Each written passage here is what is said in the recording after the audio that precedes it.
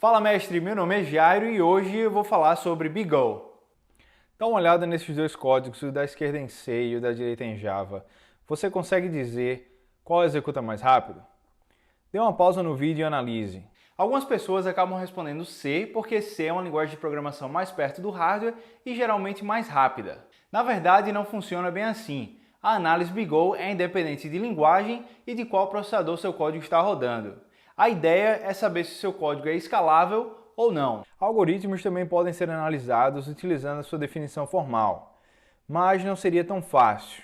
Se você for como eu, vai preferir ver código. Então vamos lá. Esses dois programas talvez executem na mesma velocidade, se eu rodá-los no mesmo computador. Isso é porque os parâmetros de entrada, nesse caso, são pequenos.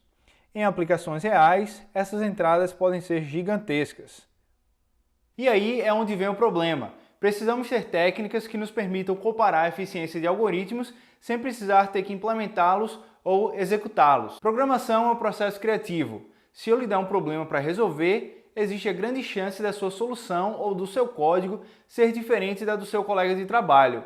Então, como saber qual é a melhor implementação? Veja esse outro problema. Calcule a soma de todos os números de 1 até n, incluindo n. Ou seja, se n for igual a 5, você tem que retornar o resultado de 1 mais 2 mais 3 mais 4 mais 5, que nesse caso é igual a 15. Existem várias formas de resolver esse problema. Vamos analisar essas duas. De novo, dê uma pausa no vídeo e analise qual das duas você acha que é a melhor. O conceito de melhor pode ser relativo em alguns casos. Melhor pode significar o algoritmo que termina mais rápido, que utiliza menos memória, que utiliza nome de variáveis claras ou métodos com poucas linhas de código.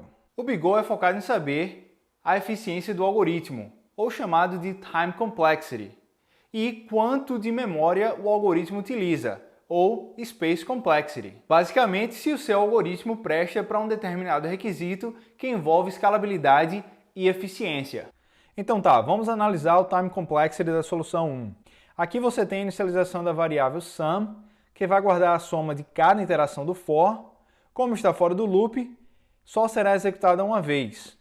Aqui tem outra inicialização da variável i, que também só é executada uma vez, e aqui é onde nosso código começa a ser executado várias vezes. Por exemplo, se n for igual a 10, essa é a única parte do código que será executada 10 vezes. E se n for 1 milhão, novamente, essa será a única parte que será executada 1 milhão de vezes. O time complexity desse método é chamado de linear ou BigO-n. Já nessa outra implementação, temos 1, 2, 3 operações matemáticas que não mudam se o valor de entrada mudar. Se n for igual a 20, a quantidade de operações para calcular a soma de todos os números, incluindo o número 20, será 3. Se n for 2 milhões, ainda só precisamos realizar 3 operações para calcular o valor. Ou seja, essa solução é de complexidade constante ou BigO-1. Agora vamos entender esse gráfico. Esse aqui é chamado de BigO-1 ou constante. A gente acabou de ver isso no exemplo anterior, utilizando a fórmula matemática. Significa que não importa qual seja o tamanho de entrada da função, o número de operações será sempre o mesmo. BigO log n, ou logarítmico. Só para lembrar, log é o inverso do exponencial, ou seja, log de 8 na base 2 é igual a 3, que é a mesma coisa que dizer que 2 elevado a 3 é igual a 8. Veja alguns exemplos e perceba que o tempo de execução ou o número de operações crescem bastante devagar quando o número de n aumenta. A busca binária, por exemplo, é BigO log n, porque para cada decisão ou iteração, a metade dos valores são descartados. BigO-n ou linear mede o número de vezes que o código ou a função é executada em uma array de n elementos. Nesse exemplo, já vimos que essa parte, aqui em amarelo, são executadas n vezes, onde n é o tamanho do valor de entrada. Quando n cresce, o número de execução cresce proporcional ou linear. BigO-n log n, ou superlinear. Funções dessa complexidade levam um pouco mais de tempo comparado com o linear. Algoritmos como Quicksort e MergeSort estão nessa categoria, porque eles percorrem a lista e parte da lista. Big O N Square, ou quadrático, é onde você tem que começar a repensar a sua implementação. A partir daqui, o seu código começa a ficar bastante lento. O clássico exemplo de quadratic é percorrer uma matriz varrendo todas as linhas e colunas. Basicamente, um for dentro do outro. Só para relembrar, se a gente quiser saber o número de elementos em uma matriz, temos que pegar o número de linhas vezes o número de colunas. Como nesse exemplo o array tem o mesmo número de linhas e colunas, representamos como big O n times n, que é igual a big O n square. Quanto maior o tamanho da matriz se aproxima do infinito, mais inviável esse algoritmo se torna.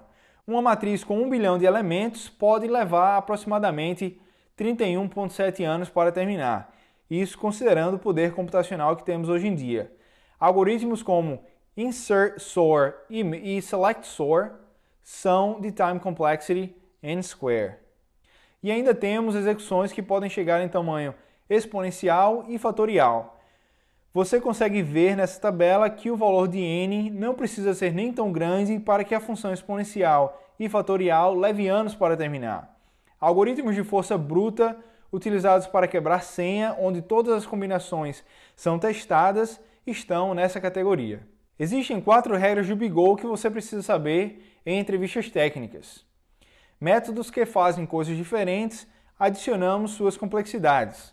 Por exemplo, nessa função a gente tem 2 loops varrendo variáveis diferentes, que é o people e o year, os 2 loops de complexidade linear. Então, como eu não tenho como garantir que essas variáveis são do mesmo tamanho, a forma de representar esse código é Big O year plus people, ou para simplificar, Big O p plus y.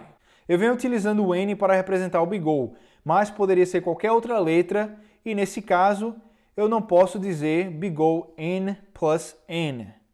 Por isso que é representado com 2 letras diferentes. Constantes podem ser desconsideradas. Por exemplo, esse código que varre a mesma lista 2 vezes seria Big O n para calcular a idade mínima e Big O n para calcular a idade máxima. Ou seja, Big O n mais n, que é a mesma coisa que Big O 2n's.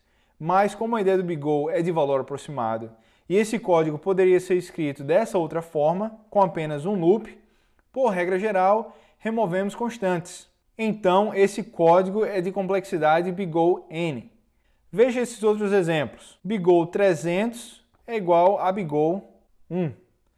Big O 5 log n é a mesma coisa dizer que é Big O log n. Big O 4n é igual a Big O n. Big O 12 n ao quadrado é igual a Big O n ao quadrado. Entradas diferentes são tratadas como variáveis diferentes. Algumas pessoas veem um loop dentro do outro e se confundem respondendo que esse código é Big O n square, mas na verdade é Big O a vezes b, porque o tamanho do array A tem a grande chance de ser diferente do tamanho do array B. Fique ligado, quem estiver ali entrevistando pode usar isso como uma pegadinha. A próxima regra é, só se preocupe com o pior caso. Esse primeiro loop é Big O n e o segundo é Big O n square.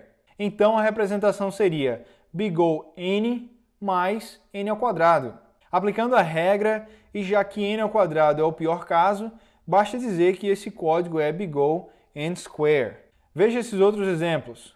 Big O n mais 10 é igual a Big O n. Big O 200n mais 10, mesma coisa que Big O n. Big O n ao quadrado mais 5n mais 8, simplesmente Big O n ao quadrado. Vou falar brevemente sobre Space Complexity, porque funciona da mesma forma que o Time Complexity. Porém, ao invés de analisarmos o tempo de execução, estamos preocupados em saber quanto de memória a mais o algoritmo utiliza. Esse método, por exemplo, cria uma nova variável na memória com o mesmo tamanho do array A. Ou seja, se o tamanho do array A aumentar, a quantidade de memória necessária para executar esse algoritmo aumenta proporcionalmente. E a gente já viu que quando aumenta proporcional, a complexidade é Big O n. Se você quiser se aprofundar mais no conceito acadêmico dessas regras, dá uma olhada em livros de algoritmo. Vou deixar links aqui na descrição para os livros que eu utilizo nos meus estudos. Bem, é isso. Se você gostou do conteúdo e quer aprender mais sobre o assunto de computação, se inscreva no canal e dê o seu like para que o algoritmo do Google lhe encontre mais rápido. Obrigado e te vejo no próximo vídeo.